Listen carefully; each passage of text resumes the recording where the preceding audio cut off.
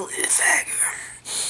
That fucking cliffhanger, oh my fucking god, shit. Damn.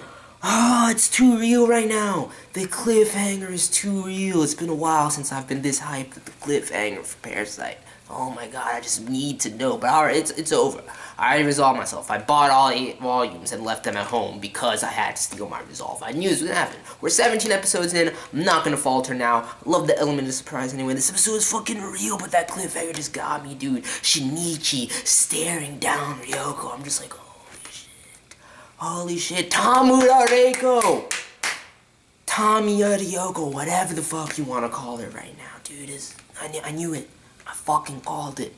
All the things that I've thought about this character are coming to fruition, coming to a head with this episode. The development, the progression, her fucking beasting these fools right now that came after. I knew it. I was like, there's no way they can touch her. There's no fucking way. She wrecks them, dude. Plans it out from the jump. She's like, I was just curious, and I'm good. It's good to see, you know, how it's all part of Ryouko's experiment right now. Everything is her analytical thing, except for the change that happens at the end of this episode, where even she's shocked by it.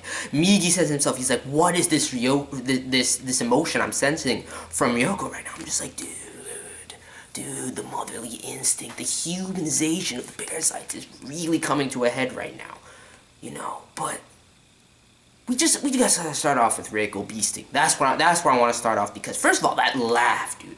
The headless fucking riding through the streets, laughing her ass off. The couple sees her, just like, ha ha ha ha. I'm just like, dude, she's fucking snapped. She's insane. She's going in, dude. She's like, my head is empty. Haha, fucking trolling them, all according to her plan, dude.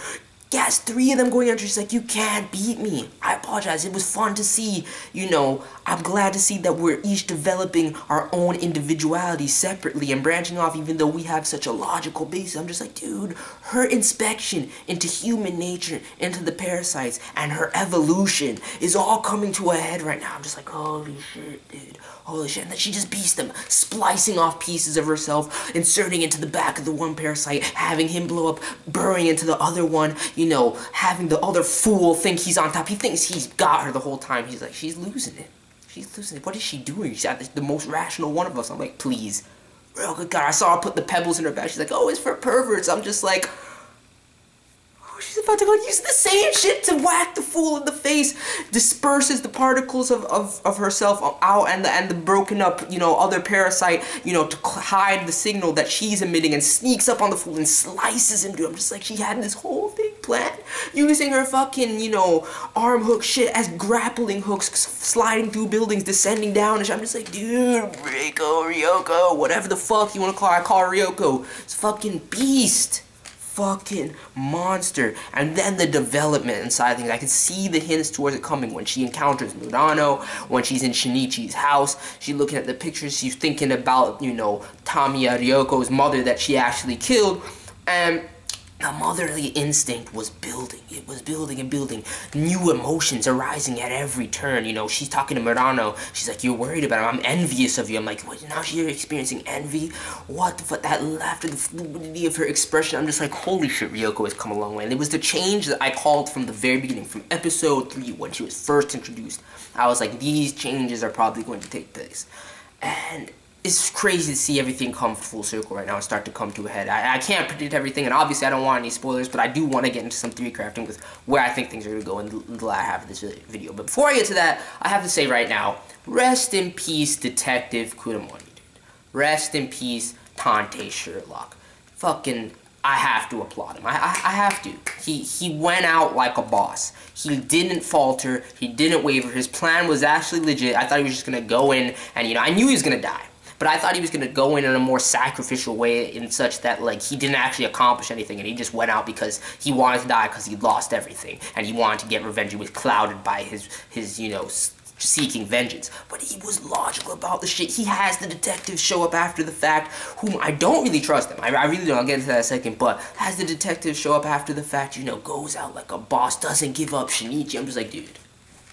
I have to plug him in. Even though I didn't like him at first, he really, in the short span that he was a part of the series, he really developed and was an integral character in shaping some of these events. Like I said, changing Ryouko's persona, you know, getting the police force leads on everything that's going on, because they know about Hirakawa, they know his name, they know he's a parasite, they know Ryouko's name. He leads them to track Ryouko down, and now they're in the same fucking park with Murano, with Shinichi, with fucking Ryouko. Shit's about to go in, and I'm just like, either Kuramori got all that information and gave it to them, or I don't really trust them. Either way, Kuramori is a fucking boss. He really did develop and go out like a boss. Rest in peace. That's what I'll say about that. But I don't really trust the detectives right now. I really don't trust the detectives. Not necessarily the main one, because in his expressiveness and just how he resolved everything and how he's saying he's going to make him the hero at the end of it, I'm just like, you know, probably not. But I think that one of the other detectives next to him, there's somebody in there. There's a parasite insurgent in the force somewhere, potentially. I may be wrong. They might have done a hair test. Something could be. I guess it doesn't make sense. I just came up with that on the spot. So never mind. I'm gonna put that. But I still don't trust them, and I'm just glad they don't have Shinichi's information right now. Either way, you know, the one person that's gonna be stumbling upon this fight, if anyone, is not going to be the detectives. Whatever happens and transpires between Ryouko and Shinichi, Murano's gonna get there first. That's what I foresee. And Murano, man, this episode, like, Murano has not really developed at all. Murano has yet to really develop, and that's part of her being stuck with the curiosity and trying to find out what's going on with Shinichi. And she can't move on or develop his character until she has that information. She really can't. I mean, her curiosity and the amount of screen time she gets this episode was quite good. I'll give it that, because, you know, having her, you know, be in these places at that time, I saw it ever since the last episode. I'm like, dude, this is bad. This is bad. If it weren't for Ryouko, it being Ryouko, you see, she talked to her earlier. Ryouko's not concerned with that. The way Ryouko has thought and the way she's evolved has a motherly instinct now, which she genuinely seems to care about her child above, you know, the experiment that she's conducting, and she's even surprised by it. So I'm like, fuck, this is fucking crazy. But if it weren't for Ryouko that she encountered, she'd have been dead. If she went to the house and there was another parasite there, she'd been fucking dead. Now she's in the park. I foresee her stumbling upon the confrontation between Shinichi and Ryouko and starting to find out about everything from this point onward. So I'm really interested to see what happens, as long as she doesn't fucking die, because she's fucking kawaii. I love Murano, she's a great person, but, you know, best goes fucking Ryouko right now. I'm sorry, dude. She's just a fucking monster. Just goes in. Dude. Oh my god. And I imagine Shinichi is going to attack Ryouko. After the animosity that's built up, the whole thing that he has in his head with his mother and, you know, how she died to the parasites and everything like that. And just, you know, his rage towards Ryouko that we've seen a couple episodes prior. And then he's going to find out that she just killed Kuramori, and she's going to probably try and explain to him that she legitimately, and Migi knows that he felt that wavelength, that she legitimately seems to have at least some sort of emotion for this child. This is the integral point. This is the crossing grounds of Ryouko either being an ally and aiding Shinichi for the rest of the series, or this will be the final confrontation of Ryouko and Shinichi. And I see Shinichi being blinded by rage towards her and, you know, wanting to avenge Kuramori. So we'll see how it goes down. Either way, that's going to be the catalyst for then Murano stumbling upon it. If she doesn't stumble upon it in this park right now with that build-up, honestly, this is bullshit. This is fucking bullshit. So when is she going to find out about it? When is she going to, you know, as long as she doesn't die, I'm fine, but she needs to find out about it. She needs to fucking find out about it. And this is the perfect time. The setup is too real. I don't know what's going to happen with the detectives in the park. We'll just have to see how everything plays out. I don't even feel like the craft anymore, because I just got too hyped. I'm losing my voice. I feel like I need to calm down.